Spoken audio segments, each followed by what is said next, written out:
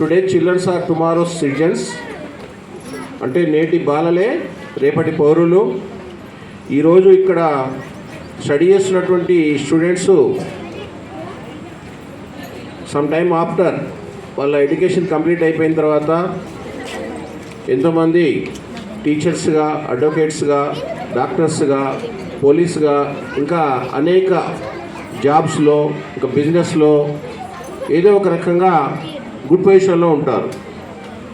ఎందుకంటే మన institution start చేసి ఇప్పటికి 24 years. ఇదే ప్రిలిమ్సెస్లో 2002లో స్టార్ట్ అయింది స్కూలు. అప్పటి నుండి ఇప్పటి వరకు థౌజండ్స్ ఆఫ్ చిల్డ్రన్స్ స్టడీ చేసి వెళ్ళారు.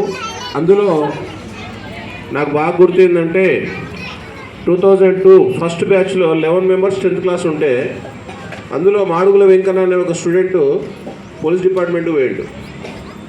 దాని తర్వాత సెకండ్ బ్యాచ్లో సాయిబాబా అని వాళ్ళ ఫాదర్ హోటల్ ఉంటుంది, వాళ్ళ పాప టీచర్ అయింది. అట్లా ప్రతి బ్యాచ్లో ఇంతెందుకు ఇక్కడ కూర్చున్న శివ వాళ్ళ రిలేషన్ మన స్కూల్లో ఒకప్పుడు చదివినటువంటి రామ్కోటి ఒక వెటర్నరీ అసిస్టెంట్ డాక్టర్ అయ్యాడు.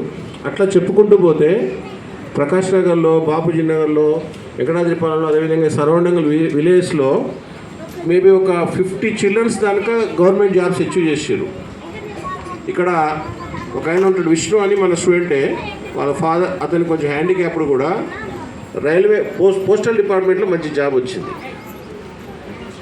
ఇంకొక అతనికి లోకోమోటివ్లో వచ్చింది, అంటే ట్రైన్ ఆపరేటర్గా, ట్రైన్ డ్రైవర్గా. ఇట్లా ఎంతోమంది ఎన్నో జాబ్ చేస్తున్నారు. ఇంకా ప్రైవేట్ సెక్టార్లో కూడా మంచి పొజిషన్లో బిజినెస్ చేస్తున్నారు.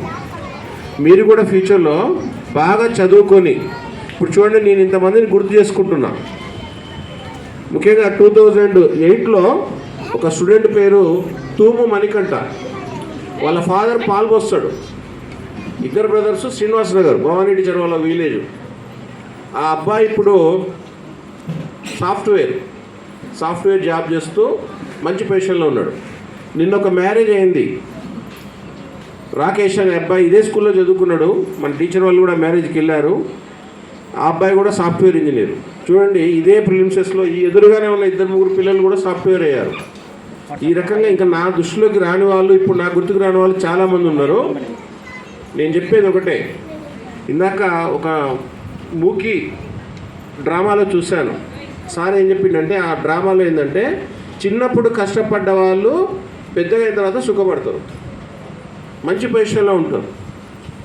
చిన్నప్పుడు ఎవరైతే అల్లరి చిల్లరగా పేరెంట్స్ చెప్పిన దాన్ని, టీచర్ చెప్పిన దాన్ని పట్టించుకోకుండా టీవీ చూస్తూ, ఆటలు ఆడుతూ